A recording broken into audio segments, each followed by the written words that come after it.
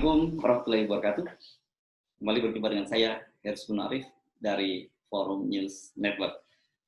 Kali ini Anda mengikuti tayangan Hersy Point, yakni sebuah program yang menayangkan informasi-informasi dan analisis berita yang mutakhir, serta informasi di balik layar pemberitaan. Ada sebuah berita buruk, tapi sekaligus kalau buat remaja putri dan emak-emak ini adalah kabar baik. Presiden Jokowi mengaku selama pandemi kehilangan berat badan sampai 3 kilo. Coba bayangkan, sampai 3 kilo. Apa nggak bikin ngiri? Sebab selama ini berdasarkan sebuah survei, banyakkan ibu-ibu atau remaja putri yang berat badannya bertambah akibat lockdown secara mandiri. Jadi rata kebanyakan mereka lebih banyak ngemil, stres kan bisa menimbulkan orang, ada juga yang orang stres kemudian malah suka dengan ngemil, tapi juga yang paling banyak kemudian menjadi malas olahraga. Alasannya karena memang dia harus lockdown, harus mengurung diri di rumah dan mengurangi interaksi dengan warga. Nah, bocoran dari turunnya berat badan Presiden Jokowi ini disampaikan oleh Wakil Ketua Umum Partai Gelora Fahri Hamzah ketika bersama dengan para pengurus DPP Partai Gelora bertemu dengan Presiden Jokowi di Istana Merdeka hari Senin kemarin. Informasinya seperti ini, saya baca. Salam dari Presiden Jokowi, kira-kira gitu. Jadi salam dari Presiden, kata Fahri. Kata beliau, berat badannya turun 3 kilogram, mikirin keadaan. Belum pernah turun sebanyak ini, kata Fahri. Nah, jadi kalau kita hitung sejak bulan Maret, karena kita secara resmi mengakui adanya penularan atau positif virus corona itu pada bulan Maret, sekarang sudah hampir 3,5 bulan atau hampir 4 bulan.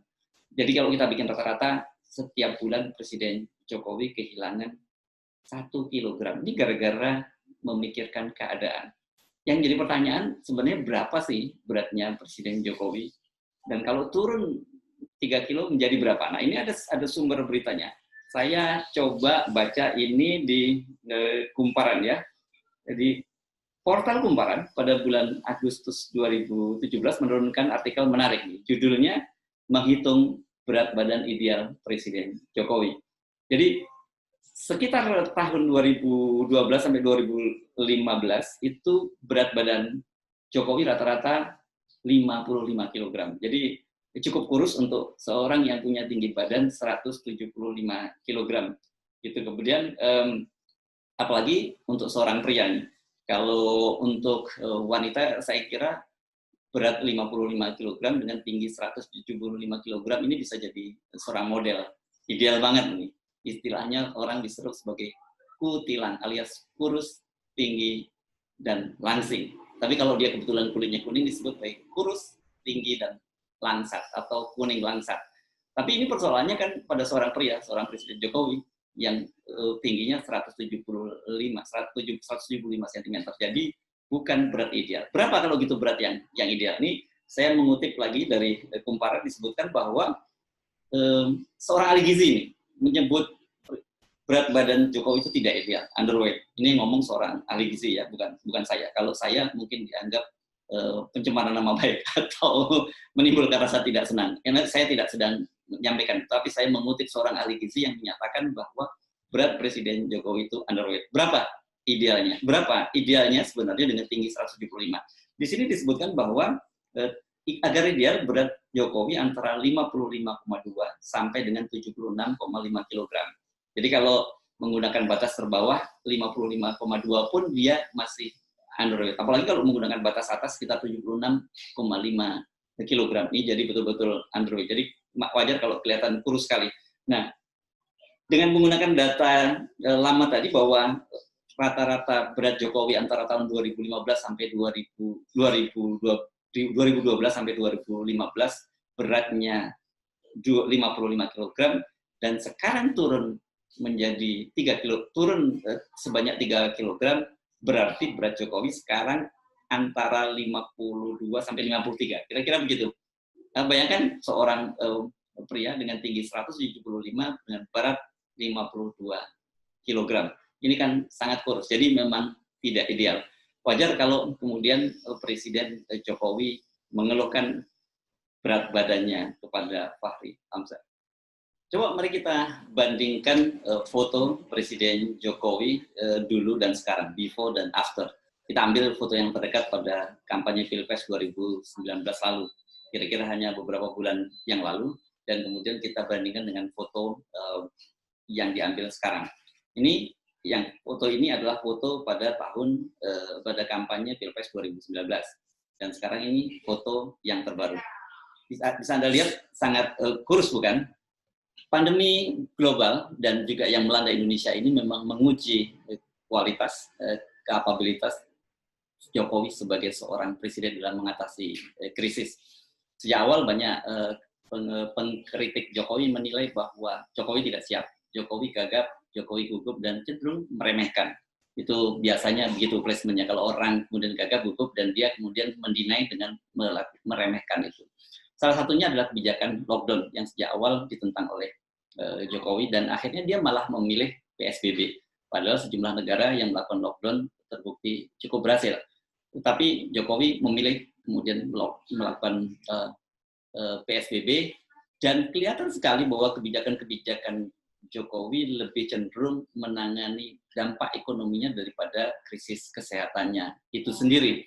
Nah, kemudian ketika sekarang negara-negara lain yang melakukan langkah tegas dan terukur dan melakukan lockdown sudah berhasil mengatasi pandemi, banyak yang cenderung sekarang kurvanya sudah menurun bahkan flat, kita justru malah kurvanya semakin meningkat. Nggak jauh-jauh, negara tetangga seperti Malaysia, Selandia Baru, bahkan Vietnam yang sangat fenomenal, sekarang sudah memulai memasuki fase new normal.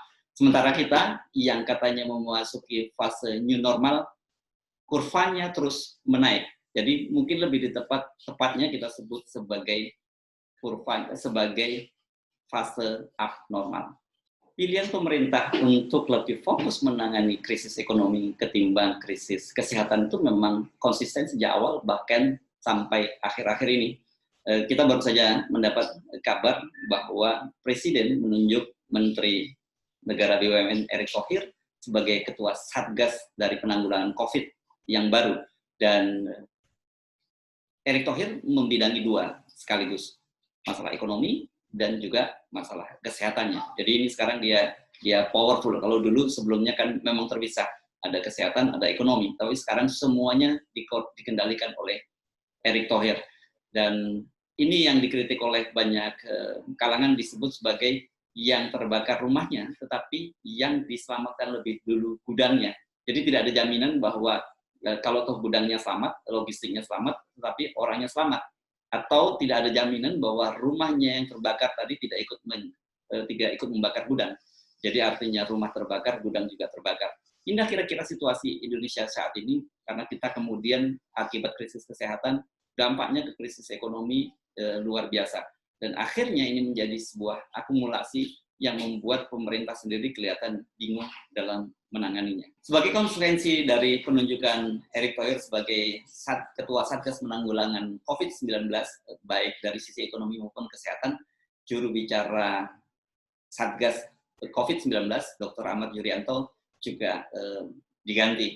Dia kembali ke habitat lamanya menjadi Dirjen di Departemen Kesehatan. Nah, yang orang banyak pertanyaannya kemana kalau gitu sekondan baru dari Dr. Ahmad Yuri, yakni Dr. Reysa Broto Asmoro. Ini kalau saya tidak salah dia baru bergabung di Satgas Covid sebagai juru bicara itu sekitar tanggal 8 Juni 2020. Artinya kurang dari 2 bulan. Menurut berita yang saya baca, dia juga diganti, ahli forensik. Dokter ahli forensik ini juga diganti. Dan tentu saja banyak orang yang bakal kehilangan. Mengapa? Karena di tengah situasi pandemi ini, kehadiran Reysa Broto Asmoro cukup dalam tanda petik menghibur. Orang bisa lupa dengan data-data bahwa angka terinfeksi dan yang meninggal dunia akibat COVID-19 terus naik karena dia terhibur dengan wajah dari Reysa Broto Asmoro. Penanganan COVID-19 oleh pemerintahan Jokowi mengingatkan saya kepada sebuah hikayat lama. Mungkin anak-anak sekarang, anak-anak beliau tidak pernah membacanya. Ya, ini hikayat Panbalang Tamak. Ini tentang seorang seseorang yang dia kemaruk, rakus, ingin hadir di kenduri, baik di hulu sungai maupun di hilir sungai. Dia ingin semuanya dapat, dia ingin dapat kenduri, hasil berkat kenduri di hilir maupun di hulu. Akhirnya dia kebingungan sendiri. Dia berlayar dari hulu ke hilir, dari hulu ke hilir, dia ingin memutuskan mana duluan yang ingin dia hadiri. Akhirnya ketika dia tiba di hulu, ternyata kenduri sudah berakhir dan dia tidak mendapat apa-apa. Dan ketika dia akhirnya mengejar kenduri yang di hilir, dia juga tidak dapat apa-apa. Begitu juga seperti yang dilakukan oleh pemerintahan saat ini. Ingin fokus masalah ekonomi karena menganggap bahwa masalah ekonomi yang paling penting, kemudian menomorduakan krisis kesehatan. Tetapi dampak dari krisis kesehatan ini imbasnya justru ke ekonomi dan lebih parah lagi berdampak juga terhadap persoalan-persoalan politik, sosial, dan yang lain-lainnya. Inilah sekarang dilema yang dihadapi oleh Presiden Jokowi, itu menjelaskan mengapa kemudian badannya turun sampai 3 kg.